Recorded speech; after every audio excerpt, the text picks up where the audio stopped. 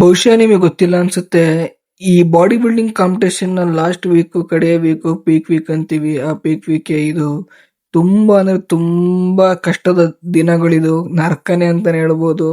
ಯಾಕೆ ಅಂದ್ರೆ ಜೀರಾ ಕಾರ್ಬ್ಸ್ ಅಲ್ಲಿ ಇರ್ತೀವಿ, ಹೆವಿ ಸುಸ್ತಾಗ್ತಿರತ್ತೆ, ವರ್ಕೌಟು, ರೊಟೀನು ಪ್ರತಿಯೊಂದನ್ನು ಟ್ರ್ಯಾಕ್ ಮಾಡ್ಕಂತ ಹೆವಿ ಅಂದ್ರೆ ಹೆವಿ ಕಂಡೀಷನ್ ಅಲ್ಲಿ ಇರ್ತೀವಿ.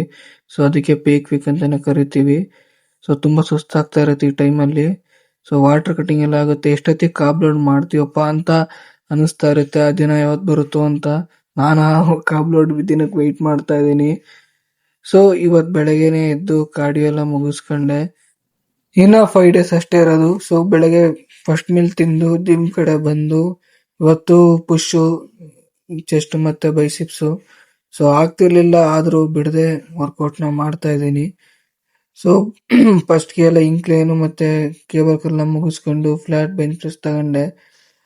ಆಮೇಲೆ ಸ್ವಲ್ಪ ಪ್ರೀ ವರ್ಕೌಟ್ ಕುಡ್ಕೋಣ ಅಂದ್ಬಿಟ್ಟು BC ಡಬಲ್ ನ ಕುಡಿದು ರಿಲ್ಯಾಕ್ಸ್ ಮಾಡಿ ಸ್ವಲ್ಪ ನಮ್ಮ ಅಬ್ಡಮನ್ ಕಂಡೀಷನ್ ನೋಡ್ಕೊಂಡು ಫ್ಲೈಸ್ ನ ಸ್ಟಾರ್ಟ್ ಮಾಡಿದೆ. ಫ್ಲೈಸ್ ಮುಗಿಸ್ಕೊಂಡು ಹ್ಯಾಮರ್ ಕರ್ಲ್ ಮುಗಿಸ್ಕೊಂಡು ಪೀಚರ್ ಕರ್ಲ್ ಮಾಡಿದೆ.